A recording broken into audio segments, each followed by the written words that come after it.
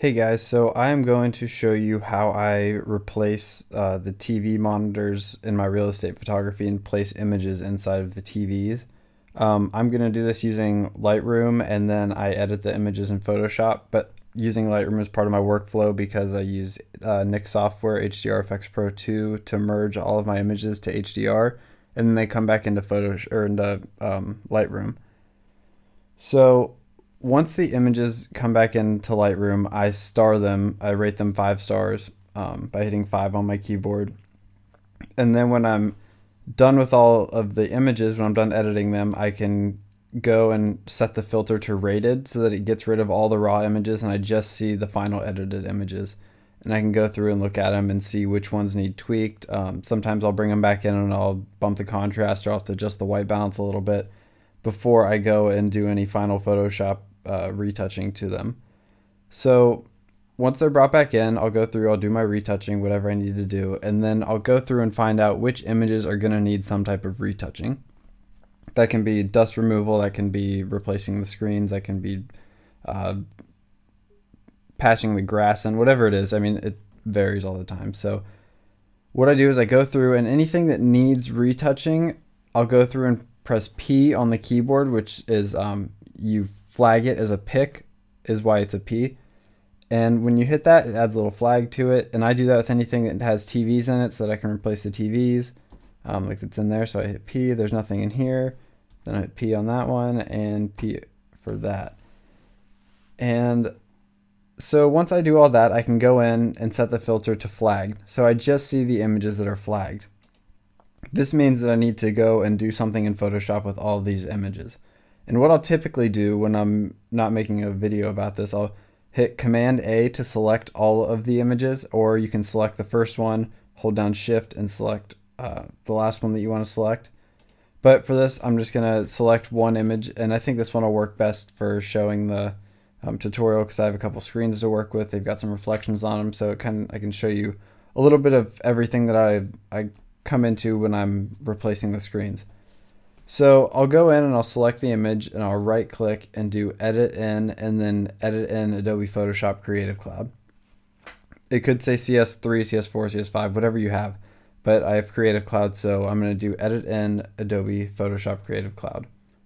And then it's going to put up this little dialog box and ask you what you want to do. And what I do is I do edit a copy with Lightroom adjustments because sometimes, like I said, I'll have to come in and I'll have to do tweaks to it. I'll have to adjust the white balance, and I don't want that to affect the image that I put in the monitor. And that's why this is the last step for me, because I want to make sure that I'm getting the final image and replacing it so that it doesn't change the color of the image that I put onto the TV.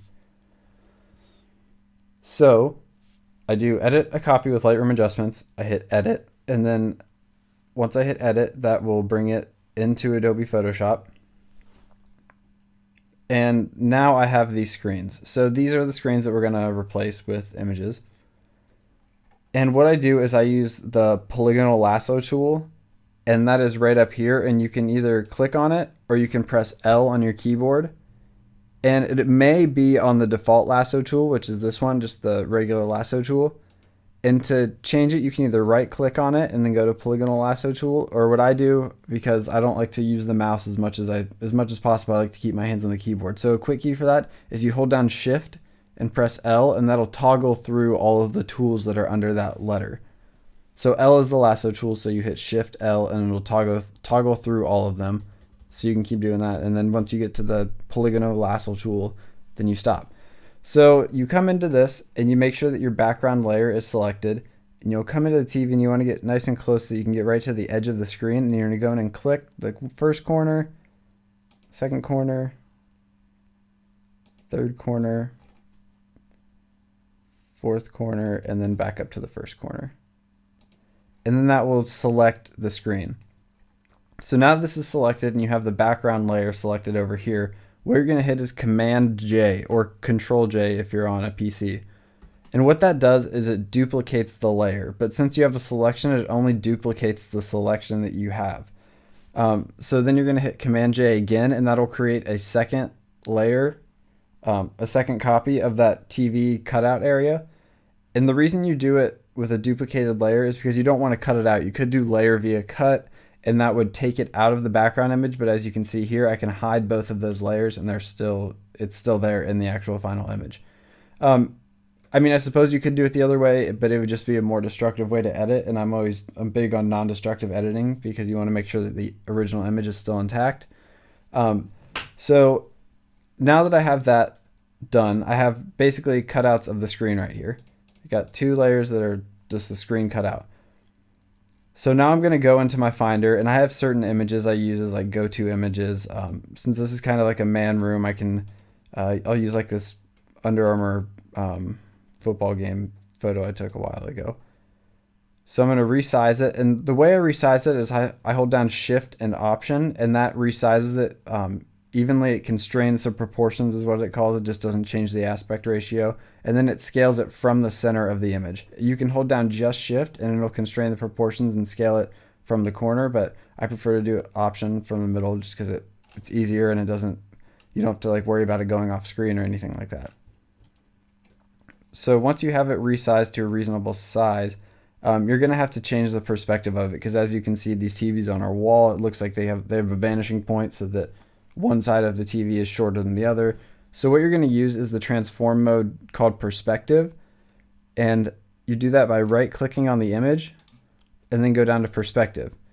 And then you grab either the top corner or the bottom corner and hold down Shift, and it'll bring them in evenly. And then once it's kind of close, you can go to the middle side dot and kind of drag it up and down to find the right angle. And this is pretty close. So I'm going to hit Enter or Return, and that will kind of finalize the transform. And then you can either drag it with the Move tool, which is V on the keyboard, or you can use your arrow keys and nudge it.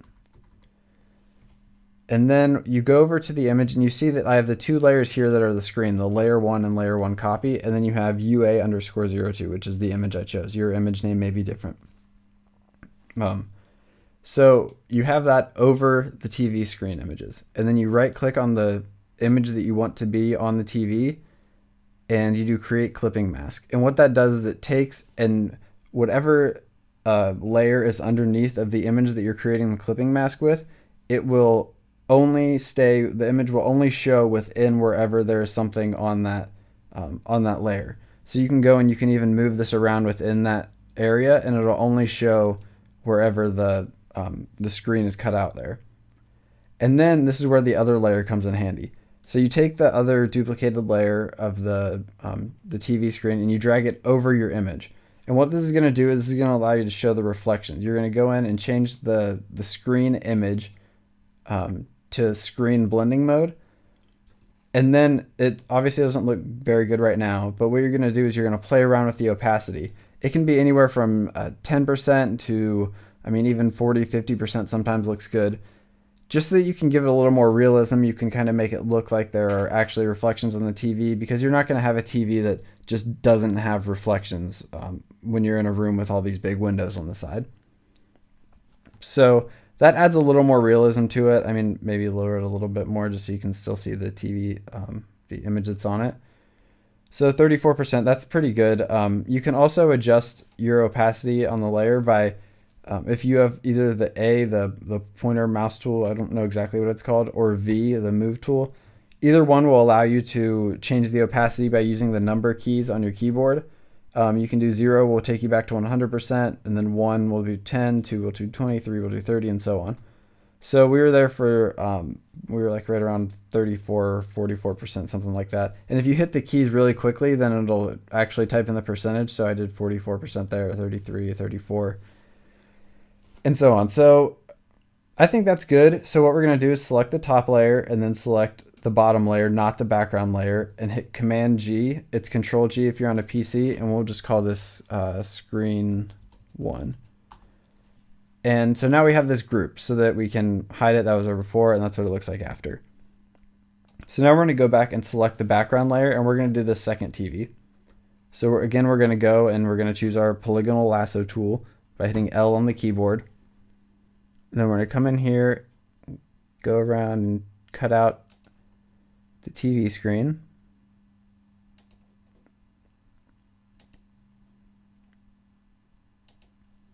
And then again, it's Command J, which is duplicate layer. So since we have a selection and we have the background selected, we're going to duplicate the selection on that layer. And then we're going to hit Command J again, and that will duplicate that layer again. So now we have these two layers again that are the screen, and now we're going to go back to our Finder, and we're going to select another image. This is an NBA photo that I did of a Magic game.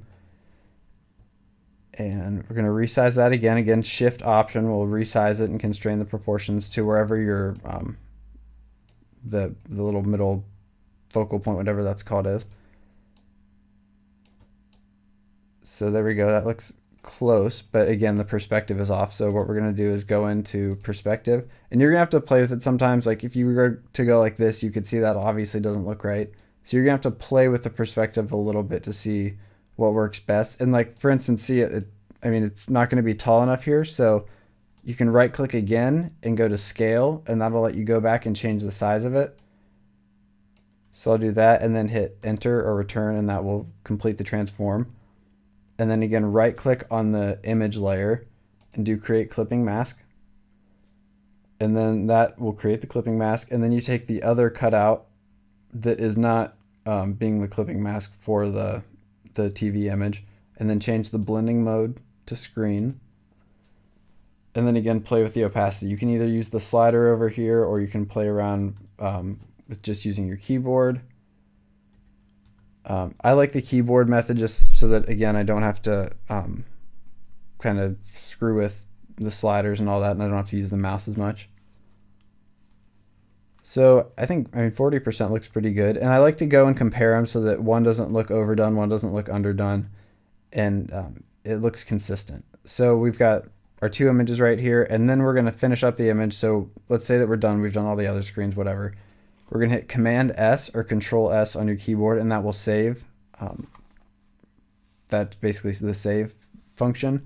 And you can see in the bottom left it's saving. And then we're going to go back into Lightroom once that's finished. And I'll show you why we did the edit with Lightroom adjustments, edit a copy with Lightroom adjustments. So now that we've had this, see, this is the final image, and you can see that there's the original, and then here is the copy that we created. So now you have both versions of the image, and you can give your client either both of them, or you can just give them the final edited one. I found that some clients don't like the images on the TV, some people do. It really depends. So I like to just give my clients both of them, and they can pick which one they want to put in the listing or the magazine, whatever it is. So now that that's done, I'll just go in and I will go back to just my rated images, because when you do the create a copy, it will automatically star the image. It'll rate it 5 stars if the image that you're copying is already rated 5 stars. So then you won't have to worry about going in and doing all that again. And then when I'm done, I'll just select all of them and I will export whatever settings I do. I'm going to make some more videos that have to do with my workflow as far as from importing all the way to exporting and deliverables and all that for real estate, so you guys can kind of see how I do that. I got some good feedback from my workflow video for Nick software. So I'm going to try and make some more videos whenever I run into something that I think can teach people, or something that I had trouble finding when I was learning real estate photography, editing, and all that stuff with Photoshop. So if you guys have any questions or suggestions for videos, I'm more than willing to take those suggestions and do whatever. So just put your recommendations or suggestions in the comments, and I will look at those and make videos based on those. So thanks.